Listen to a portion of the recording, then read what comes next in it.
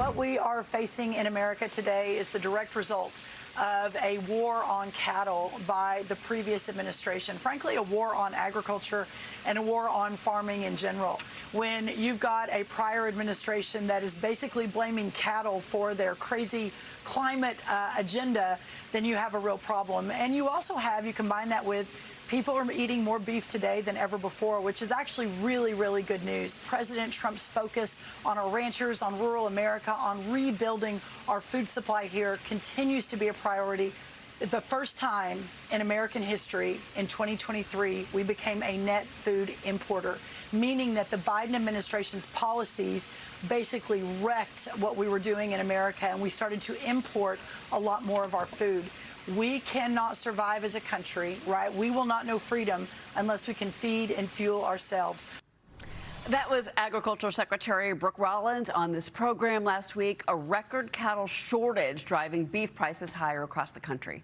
Now, President Trump posted on Truth Social on Friday announcing a deal that will allow up to 300,000 metric tons of ground beef to enter the country tariff-free over the next 90 days. Now, the president saying the deal will reduce prices for Americans. Some members, though, of the Republican Party say that's going to hurt American ranchers in the long run. I want to bring in North Carolina Congressman Mark Harris. He also sits on the House Agriculture Committee. Congressman, your thoughts on the president's announcement, and what does this mean for American ranchers? We know that the Cattle Association put out a statement, and many of these ranchers are frankly unhappy. They believe that they should be producing beef for this nation, and it should not be coming from other countries.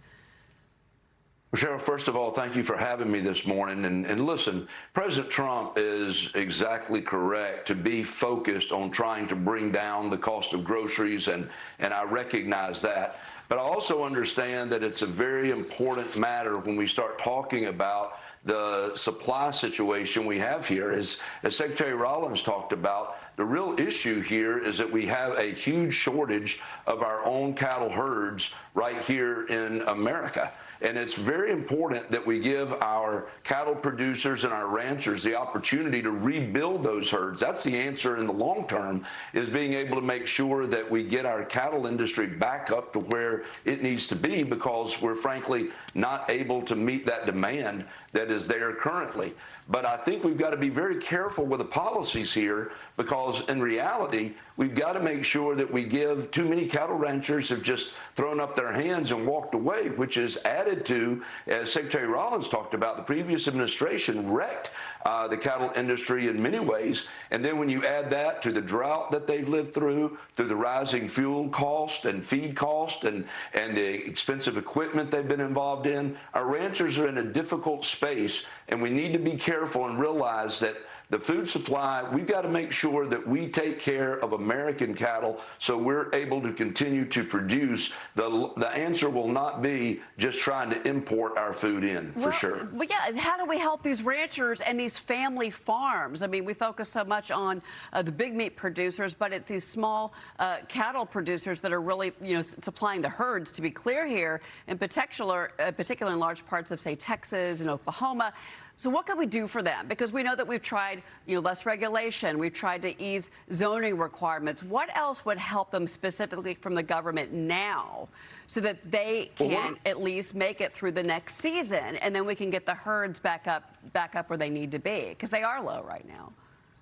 Well, I do think one of the things that we need to do in the House version of the Farm Bill that we just passed in here in 2026 included something. In fact, it was Representative Massey's, the Prime Act, that we made it part of of the Farm Bill from the House. And what it does is basically begins to roll back more of those regulations that helps the small producers and all of those things, the small packaging areas, because right now they're the cattle producers in a pinch because the prices just continue to go up. And I think that the Prime Act, it's going to be very important for the Senate, as they're working on their version of the Farm Bill right now for 2026, make sure that they include this pilot program in there that is going to really function on lowering unnecessary compliance costs. And this is what is hurting our producers. And so there are some very simple fixes like that we can work toward. But I think, again, long term, we've got to make make sure we allow these family farms and these cattle ranchers to be able to rebuild their herds. And that's a very important thing we've got to always remember.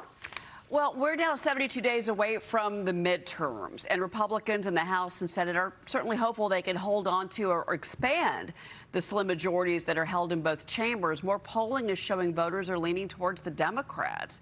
You've got this other poll that says Democrats lead Republicans if there was a generic ballot. That's 8 points.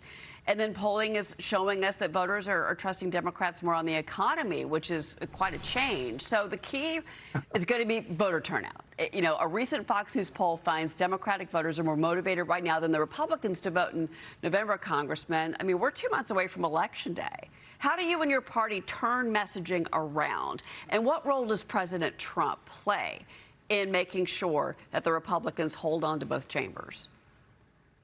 Well, I think it's very important in our messaging that we remind folks where we were when this president came into the White House just about 19 months ago.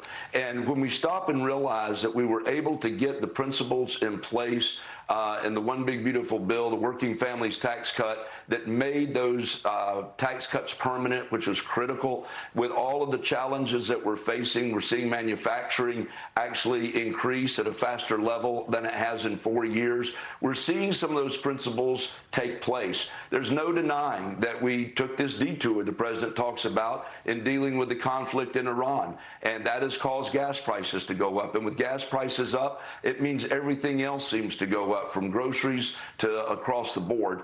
And so we realize that we're facing that. But when you really look at where we are, this election is about a contrast. That's really the bottom line. And when you look at what the DSA is presenting, when you're seeing a party that is running on the idea of somehow doing away with prisons, abolishing ICE, doing away with the Senate, just doing away with all of those things and completely changing our Constitution of this country, you've got to stop and recognize that if we will just stay the course where we are now, that we're going to be fine. And it's going to be important for us to make that point and clear. To make sure that that folks understand that socialism is not the way for our country.